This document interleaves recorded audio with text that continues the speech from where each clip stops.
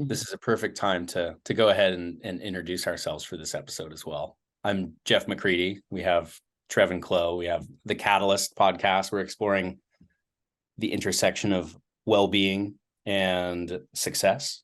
And today we are actually going to dig in a little bit to the value of community and the ways that it can help with our resilience, which is something that I'm finding almost across the board. I'm talking about with all my clients right now.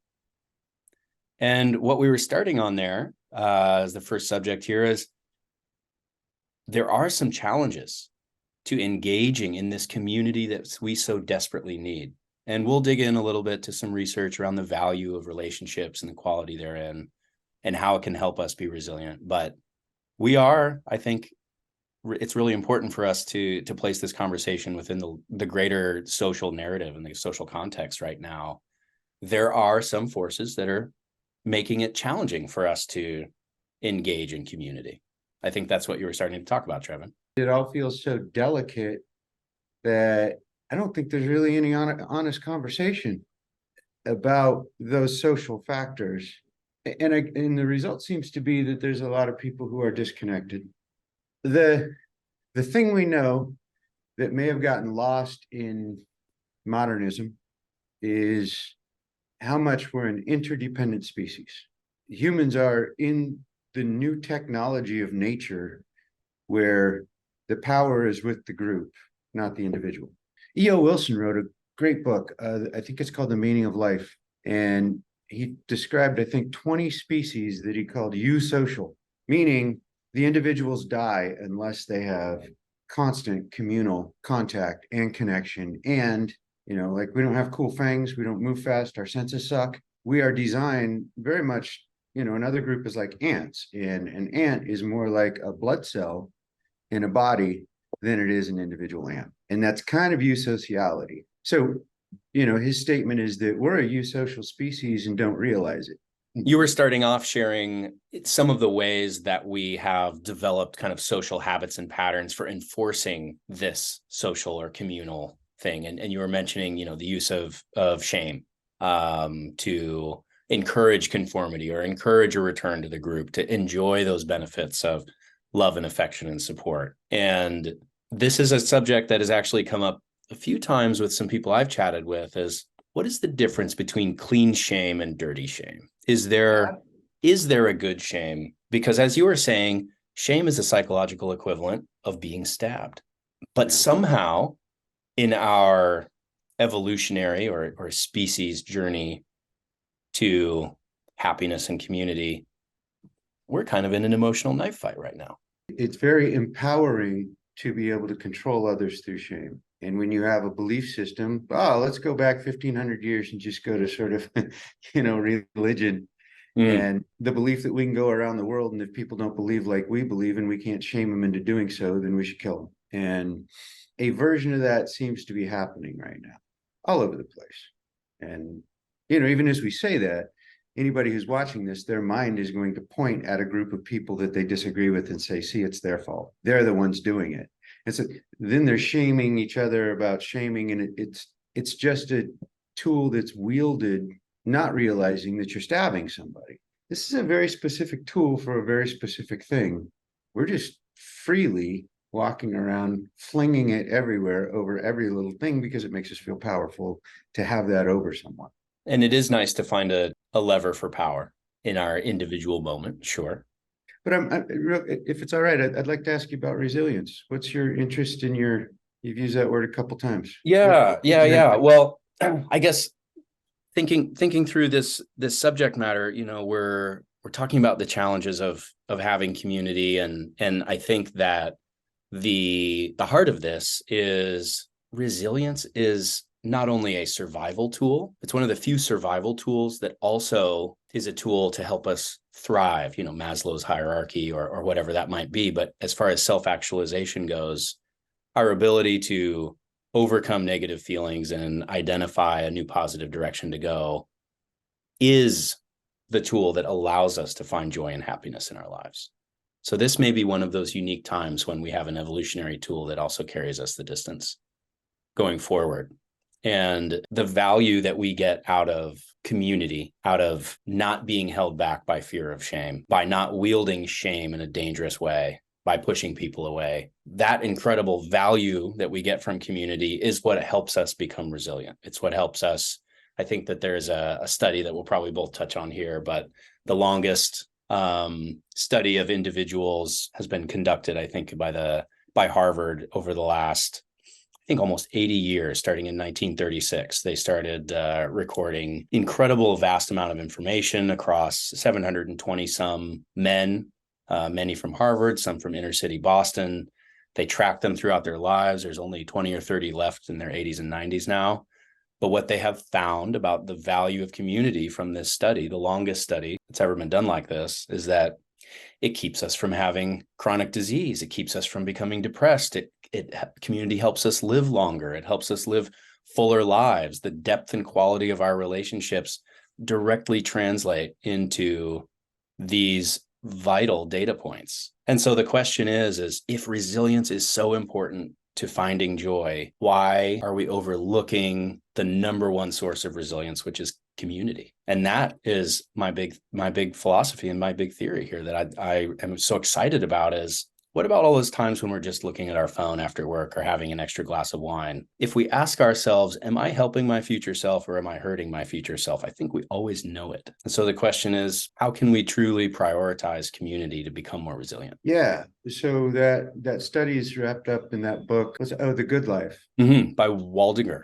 So it's cool because they started with a group of men and then they had an endowment that was crazy. Through all that time, they followed their family, they followed their kids, they followed everybody, and they had enough funding that they could use every single psychological tool that was evolving and all the psychological tools that were coming along as they came along and applied them to all these people. So now we've got thousands of people that they're following with the very simple goal of let's understand well-being. In the end, very, very simply, they do a nice job of succinctly saying success isn't individual. The closer you are to the more people with the more depth, the better you are in every category of life, period. The more connections we have with the more depth, the better we live, the longer we live, every way we know how to measure well-being. In fact, they say it strongly that you're better off having deep connections that are secure and supportive, and be a smoker and be overweight and have diabetes and health problems. You're better off having people in your life and having all those other things. And that's astounding. Yeah. So it goes back to that we're an interdependent species. And, my field is as guilty as anything about worshiping the individual.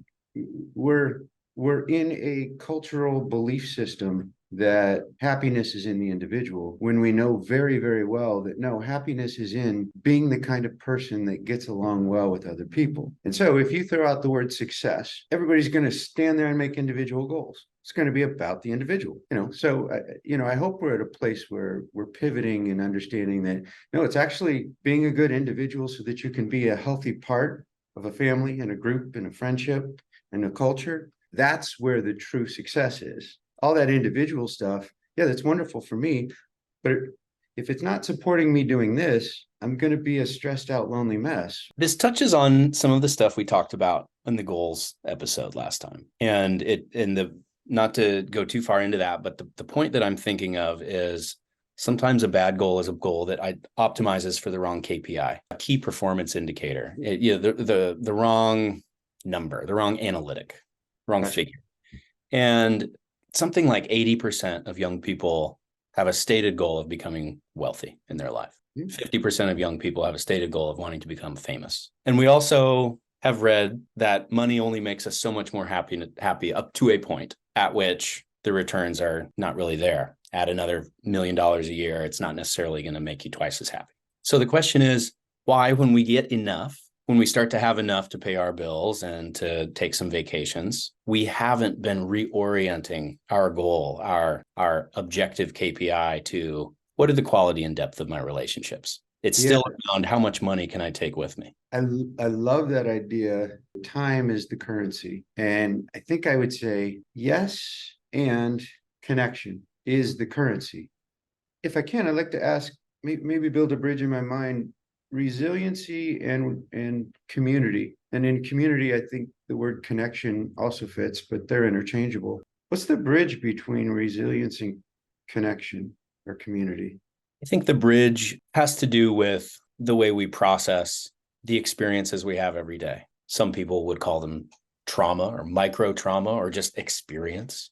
Could be good or bad, but even a lot of good things is still a lot to manage. Like if we're holding, one ball or two balls, that's fine. But if I'm holding 25 balls, even if they're small, it's too much. So we have intense lives. We are in a capitalist world. And we come home at the end of the day, or if you work from home, you pivot your chair and move to the other room, smaller or a bigger screen, maybe. With your phone and your glass of wine. Yeah, put your phone in your glass of wine and throw it out the window. And community is the thing that at the beginning or middle or whenever it might be of the day that allows us to effectively process the intensity of our lives and to avoid the situation where we become chronically stressed, chronically inflamed, chronically depressed, chronically having digestion and sleeping issues. Because there are some people who do not have anyone to chat, process, blow off steam, or anything like that. And that's the big risk. This is the bridge, is that community allows us to, in a natural way, manage the difficulties that we experience every day and reorient our perspective towards what's crucial, what really matters, what is crucial in our lives for happiness. And it turns out that community, that ability to stay out of chronic stress, actually increases our lifespan. I saw a piece of data this week. Young men between the age of 18 and 29, 63% say they are not in a relationship and aren't interested in one. And that's up from 51% just 3 years ago. So this direction towards community is painful. And so I guess I wanted to tie that together and see if I'm understanding. I think I'm learning something here. So the word resilience is I'm stable enough to participate in a healthy way in a community. And a community being a group of people with a common interest and shared trust. And family and partnership, which is what that data was sort of aiming at. Kind of going back, I think that the stabbing of shame causes people to raise their defenses. It hurts. We're going to avoid anything that looks like that. And when people give themselves permission to should and shame, I've decided what you should or should not do. And you should feel bad about it.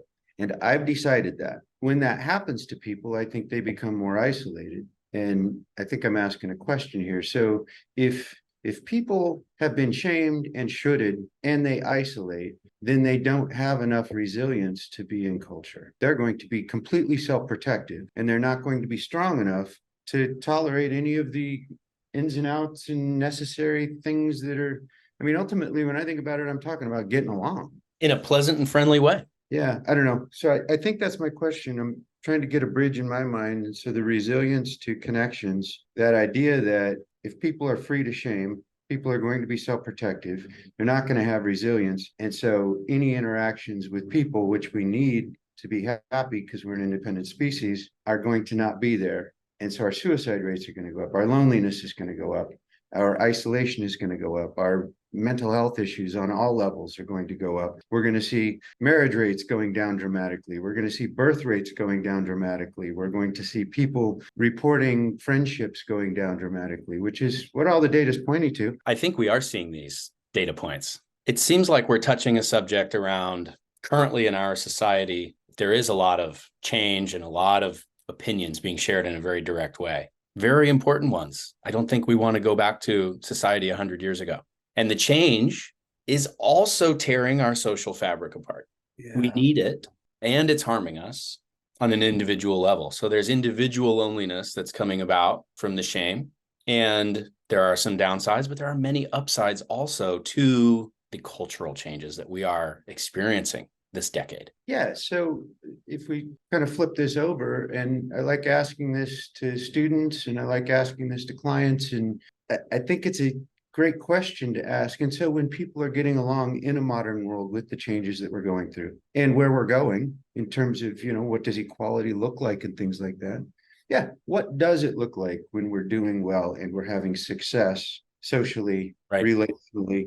So what do you think, if you were to sit back and you were to watch people, what do you think the markers would be that would let you know that people are connected and doing well? Great question. And I think it ties in with resilience as well, because the time to lean into these activities so that we can cultivate exactly the situation you're asking about is when we think we're starting to get a little tired or a little chafed or having a little bit. It's the yellow flag. It's not the red flag emergency. It's too late then. That becomes an acute situation. And so a question then is, how can we incorporate in our day-to-day lives on a regular basis these elements of community and resilience-oriented self-care so that it does actually start to look like, Trevon, what you're asking about? What does it look like when we're feeling like we're in good community? I think the first thing is being able to manage this, the thorniest element of what we've talked about, the shame element, and bringing people together to a place where we're exploring ideas again, rather than sharing what we think of someone else. The perspective that we have something to learn rather than the perspective that we have something to tell, in my experience, is one of the most powerful communication tools that I have ever found. And it has been the bedrock of most of the friends that I've ever made. Yeah.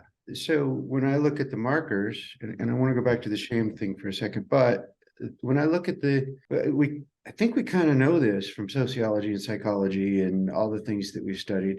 People who live as if they want other people's lives to be great. That's my definition of love. Behaving as if you want somebody's life to be great. And that requires empathy, the ability to say, hey, my behavior did this. Oh, you felt that way as a result. Damn. You talked about clean and dirty shame. I think clean shame is when we shame ourselves. And that's me just checking myself and going, oh, I hurt you. I don't want to hurt you. I'm sorry. The next layer of that is that requires the capacity for self-evaluation, which I think is interpreted by culture as a weakness. No, it's actually, I was an asshole there. I'm sorry. I'm going to try to not be an asshole. Volunteering self-fault becomes a really critical part of participating in this community. Yeah. Common interests, joy, laughter. We know the markers of people who are doing well. Good sex, right? Sure. We know friendship, being there, the sense that I'm going to be at my worst right now and I can pick up the phone and I can call this person. They're going to care about me enough that they're going to tolerate me at my worst. And we do that for each other. We know we have that. I like that you touched on that, because that's my really short answer to your question is, do we have people we can call if we need to? How do we know we're in community? Do I have one? And is it okay to be me? Am I going to get shamed? If we go back to the shame thing, this has been a curiosity of mine when I look at like what happens in the brain in an fMRI when somebody's shamed, it's going to hurt. So going back to resilience, I don't think we can be resilient to shame. We're not designed for that. It's too deep. It's too much of a human component weapon, and it should be used very, very sparingly. There's a great book, I forget the author, it's called Is Shame Necessary? And she walks through that. And it's kind of, her thesis is, we just pulled shame, which is a very specific tool for a very specific thing, and just made it broad throughout culture. And everybody's using it, and they're using it too much. I wonder if shame isn't too deep and too harmful. I don't think there's a resilience to it. Well, I like how you discern between the two kinds. And I'm wondering if maybe clean shame is the core of being a person who is capable of community, and dirty shame is the core of someone who kills community, or a behavior trait that may be limiting community without being so, explicit. Yeah, growth comes through welcoming change through the connection, not mandating change through psychological harm. And so, yeah, I think what I'm trying to do is I'm trying to shame the shamers. This is getting meta. Because this change comes from our desire to be aware when we're shaming and to use that tool very, very sparingly, because I don't think there's a resilience to it. It's going to hurt. Mm-hmm. Like stabbing someone with a knife and go, why are you bleeding? Oh, that's because you're weak. No, I got stabbed. I'm bleeding. I have skin. That's right. Brings up the question of how then can we move forward and cultivate our resilience, which maybe we can't be resilient over shame, but the nature of resilience is that we experience something difficult and we get over it. How much of an ability do we have to get over it, reorient our perspective, and those kinds of things? Because someone's going to get canceled later today and tomorrow and from here on. all the time, and those people will have to recover, just the same as we have to recover from an intense meeting or a disagreement at work or a car accident. Yeah, that's a funny thing. So I was playful with words there, but I think it invites an interesting question of, we can't shame shamers into not shaming. Likely not. It's cyclical. And so, trying to demonstrate something different, change usually comes in a loving way through an invitation. The invitation is, maybe we should be aware when we're harming people, because shame is harm. Mm-hmm. And maybe we should know that we either get to have some power, which we get through shame, or we can take a more complicated and connected way of helping people think about their behavior. And we have a couple of different theaters here for this community orientation. One is the individual to public at large, strangers, people we don't know very well. And then there is the individual's relationship to their intimate community. Mm-hmm. The intimate community generally is the place where we receive a lot of the nourishment for our resilience. And I think that many times, not always, but many times, the judgment, the otherness, the dirty shame, as we've been calling it here, will be introduced from that larger community, individual to the larger public. And so I guess if that is the case, not to say that friends don't hurt each other or make assessments or things like that, or moms or whoever that may be, but what habits can we develop to make sure that we are cultivating meaning and depth in the relationships that we do have, that we depend on so much to help us kind of go over the chop, to use a boating metaphor, in life. And I really do think it is as simple as just reaching out, making a phone call, sending that message, hey, it's been a long time since I've talked to you, I'd like to connect, and just seeing what you get back. It is the kind of time where plant one seed and you may get a ton back, but it is literally our lives that we're nurturing by reaching out to our friends and family and work colleagues. Even by saying hello to a stranger on the street, it helps us become more joyful, more happy, and more connected, more resilient. Yeah, as you're talking there, so see, something came together. I think resilience is being strong enough to be vulnerable and being strong enough to show up with love. When we're doing well, that's what we're doing. So if I can, I'm going to put you on the spot a little bit. I think you're socially, community connected, really, really successful. What are you doing well? How do you do that? What are you doing right? Great question. I love that. Thanks for the assessment. I don't feel any dirty shame at this time. Thank you. I love to be the person that restarts the text chain, that sends someone I haven't spoken to in 6 months or a year, 3 or 4 or 5 different pictures from my cell phone, even if I have no text to them or something like that. Just that moment of just, hey, what's going on? What's going on? And 98% of the time, people respond and they're really excited about it. Sometimes, it's been too long. They don't want to answer, so what? We're just going to have to survive that. But I think that fear keeps a lot of us from doing that outreach in the first place. So yeah, you outreach. Yes, absolutely. And initiating proactive outreach, that kind of thing. But I think it's managing that emotional voice that tells us not to do it because we're too tired, or we don't want to answer all the replies, or they might not like me anymore, or we didn't really have that much in common, or they probably think I'm hitting on them, or, any of these other concerns that may come up that keep us from actually taking advantage of these even casual relationships that actually still are shown to really help us as well, in addition to the deeply intimate ones. Okay. Yeah. And I think when they do get a text from Jeff, everybody looks forward to it. What are you doing right there that people look forward to contacting you? Well, I think the nature of good socializing is fun. Certainly we're going to reach out to manage some problems or deal with issues with, close friends or something like that. But I love to get a silly or fun or encouraging or deprecating message from someone that leaves space for me to then kind of, engage in a repartee or something like that. Just telling someone I got a promotion or I made a big achievement or something falls a little flat. If we can't carry it with us in the long run, it might not be the thing that pulls at our heartstrings enough to really compel that emotional connection. So yeah, I have a fascination with fun. I know it's not very fun to think about fun philosophically or whatever, but in the weird sort of algorithm of things, I know life loves novelty. Mm-hmm. Laughter fixes everything. It really fixes everything. It's like sex. It fixes everything. And I think that's kind of built into the universe and life even at a very scientific level, I think fun wins. I think fun wins everything. And it's funny because we go back to this, and I think if somebody is in a state where they're trying to protect themselves from shame, they're not risking anything. There's no new novelty. You Right. can't have any fun when everybody's judging each other Totally limited. or even aware that people might judge. Fun is somewhere in the rest and digest side rather than the fight or flight side. That's for sure. Yeah. Yeah. And so I think fun wins. I'm in agreement. And you're very fun. I think that's a big part of it. Yeah.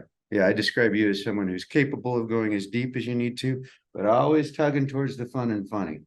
I love it. I will try and live up to it. This has been awesome. This has been a great conversation. I almost have more questions now than when we started. We may want to come back and touch some of these subjects again here. But thank you so much for spending the time here, Trevon, checking out shame, community, resilience. We're talking about the path to being joyful in life while still pursuing our success. I'd love to have a conversation just exploring what fun is. It's interesting because I've done research on it, and there's a couple books that are kind of self-helpish, superficial, but I haven't found it. It's not a topic that's been really thought about and digested or discussed, explored.